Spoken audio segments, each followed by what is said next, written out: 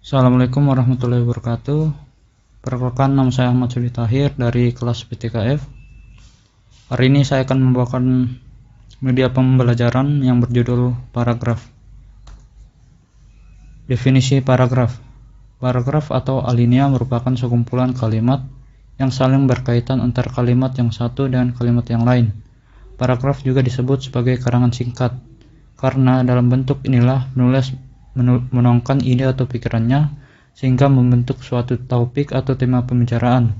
Dalam satu paragraf terdapat beberapa bentuk kalimat.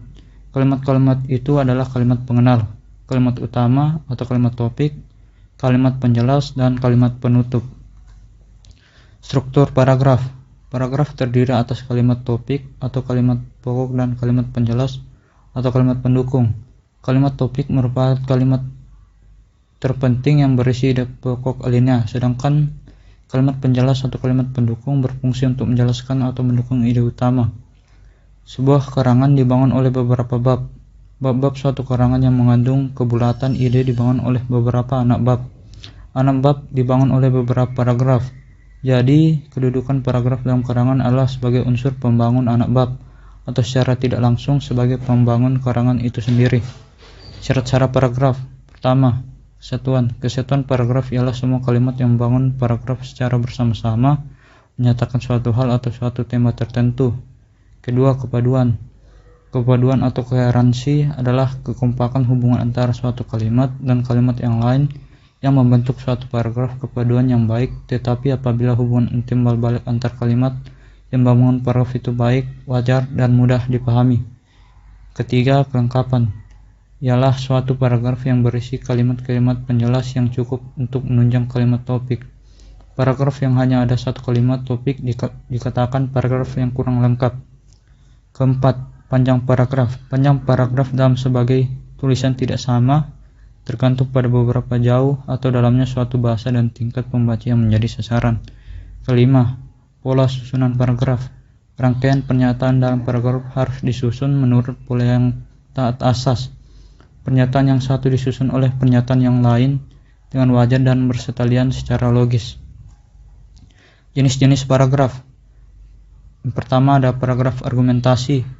Merupakan paragraf yang berisi ide atau gagasan yang diikuti alasan yang kuat untuk meyakinkan pembaca dengan isinya mengumpulkan suatu pendapat yang diyakini. Kedua, paragraf deskripsi.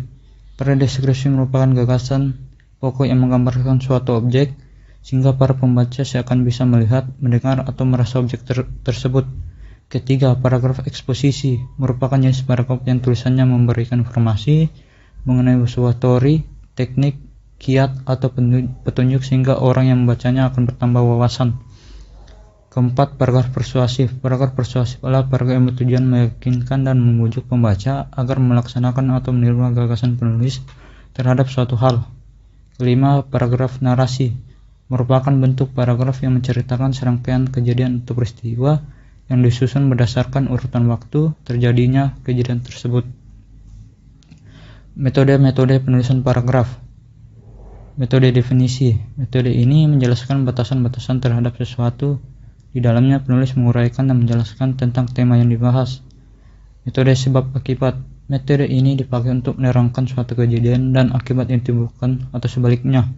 Faktor terpenting dalam metode ini adalah kejelasan dan kelogisan. Metode proses.